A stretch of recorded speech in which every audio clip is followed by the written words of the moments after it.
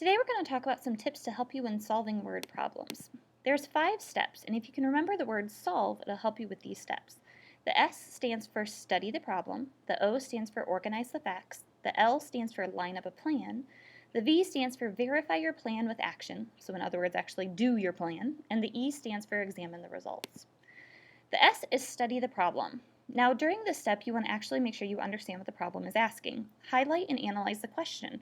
Ask yourself, what is the problem asking me to find? And this is when you want to draw a picture. You need to visualize what the numbers in the problem are saying and what the problem is asking. And the best way to do that is to draw a picture. The O stands for organize all the facts. You need to figure out what's important information in the problem. Make sure you cross out anything that is unimportant, that isn't going to get you to that answer that you're looking for. And then review what information is missing. Most likely this is what you're trying to solve for, what you're trying to find. The L stands for line up a plan. You need to figure out if you're adding, subtracting, multiplying, or dividing.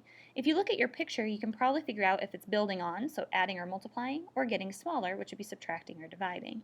If it's a really hard problem, you might want to talk out your plan for how you're going to solve it with a partner, and that way you can explain your thinking and they can help you to think of anything that you might have missed. The V stands for verify your plan with action.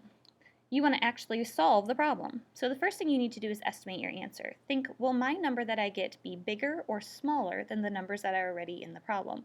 And then carry out your plan and solve the problem. Now you're not done once you have an answer. You want to examine the results. Ask yourself, does my answer make sense? Did you actually find what the problem was asking for? Or did you answer a different question entirely? Ask yourself, is my answer reasonable? Check your answer against your estimate and see if it's close.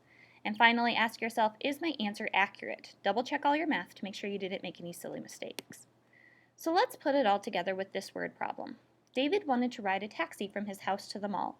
The taxi driver said there was a $2 fee plus 75 cents per mile. David knew the mall was 4 miles from his house. He has $5 in his pocket. How much does David's ride cost?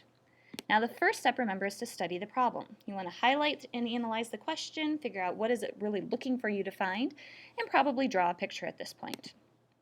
So in our particular problem, what we are trying to figure out is how much does the ride cost? And so I took all this information and tried to draw a picture. I know that there's a $2 fee, so here's my $2 fee. I know it's 75 cents per mile and that there's 4 miles. So I drew 4 miles, 1, 2, 3, 4. And in each one of those, it's going to cost 75 cents. And the last thing I know is that he has $5 in his pocket. And again, I'm looking to figure out how much does the ride cost. So now I need to identify each important piece of information, get rid of anything that's not important, and really make sure I understand what the question is asking. When I was looking through here, there are some pieces of information that I didn't think were going to help me to find how much the ride costs. The first thing I got rid of right away is that he has $5 in his pocket. I don't care how much money he has in his pocket. He could have $1 million in his pocket for all I care. What I want to know is how much does the ride cost. So right away, I got rid of the $5 in his pocket, and I got rid of that in my picture too. I don't care about that. I also decided I really don't care where the taxi is taking him. He could be going to the mall, he could go to school. That sentence just is adding extra detail that I didn't need to know. What I really thought was super important was for me to pay attention to this $2 fee and the 75 cents per mile. It's not just one 75 cents, it's every mile is 75 cents. And so when I double checked my picture, I made sure I had 4 miles, and each one of those miles was worth 75 cents. Now I know I'm looking for how much does the ride cost. I've gotten rid of anything that's not how much the ride costs, and I'm guessing this is what I'm solving for how much the ride costs. Now I need to line up a plan. I need to figure out if I'm adding or subtracting, multiplying or dividing, and if it's hard, I might want to talk it out with a partner. I figured out that I'm probably adding here. I have $2 and an additional 75 cents per mile, so right away I had already figured out that it was adding. I feel pretty comfortable in this problem, although I've been talking it out to you this whole time too, so that's helped. Now I need to actually verify my plan with action. First thing you want to do is to estimate. Well, I remember that it was $2 for just getting into the cab, and then 4 miles, each of them about $1, because 75 cents is about $1. So there's $1, $2, $3, $4 for each of the 4 miles, plus the $2. So I would guess that his ride's going to be about $6. It's important to estimate first, so you know if your answer is close. Now I need to just carry out my plan and solve the problem. And I know that I should get an answer that's bigger than $2 and bigger than 75 cents because this is an adding problem. I'm putting things together. So when I actually used my picture to help me to solve this problem, I could easily add up my $2, but I needed to do some finagling with the quarters.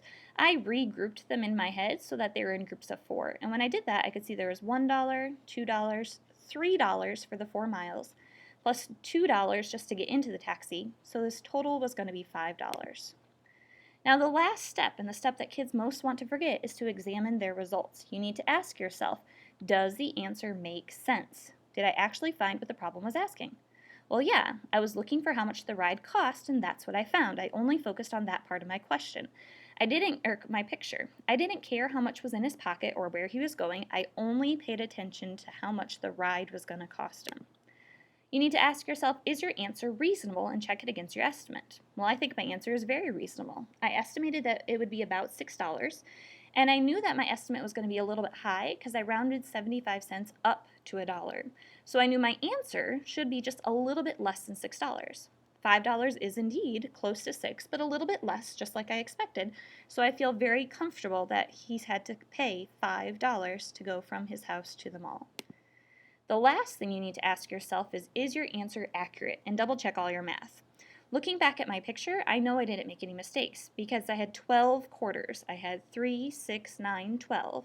And when I regrouped them, I put them into 3 groups of 4, 4, 8, 12. I know 4 quarters is worth $1, so that's $1, $2, $3, plus $2 to get into the taxi, that's $4, $5. Altogether, that's $5, and that's what I got. If this made sense, go ahead and move on to the next section of your center.